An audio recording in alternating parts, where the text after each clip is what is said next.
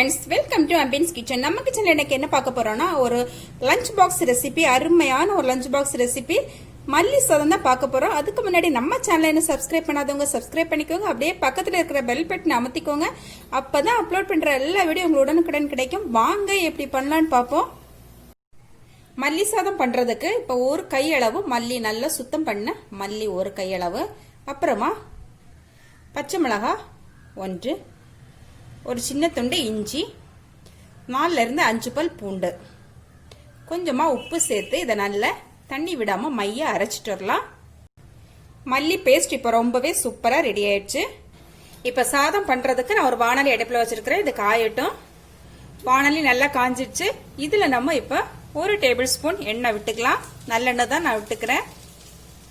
எண்ணெய் நல்லா காஞ்சிடுச்சு. இதுல 1/4 டீஸ்பூன் கடுகு சேர்த்துக்கலாம்.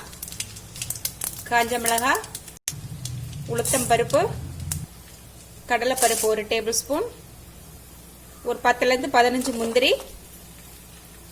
முந்திரிக்கு பதிலாக நீங்க நிலக்கடலை கூட சேர்த்துக்கலாம். கொஞ்சமா கருவேப்பிலை. இப்ப இதை நல்லா கலந்து விட்டுக்கலாம்.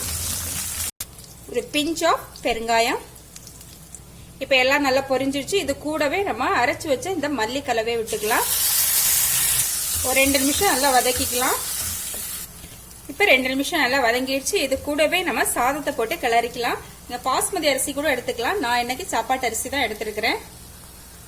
ஓகே, கலந்தாச்சு. நம்ம மல்லி சாதம் இப்ப ரெடி ஆயிடுச்சு. நம்ம உப்பு இந்த ஸ்டேஜ்ல பார்த்து தேவைப்பட்டா போட்டுக்கலாம். நம்ம மல்லி அரைக்கும் போதே உப்பு சேர்த்துருக்கிறோம், கரெக்டா இருக்கு. இப்ப சர்விங் பவுலுக்கு மாத்திக்கலாம். ஓகே ஃப்ரெண்ட்ஸ், இந்த ரெசிபி உங்களுக்கு பிடிச்சிருந்தா அம்பியன்ஸ் கிச்சனை சப்ஸ்கிரைப் பண்ணி, லைக் பண்ணி, ஷேர் பண்ணி, கமெண்ட் பண்ணுங்க. மீண்டும் நல்லதொரு ரெசிபியோட உங்க சந்திக்கிறேன். பாய்.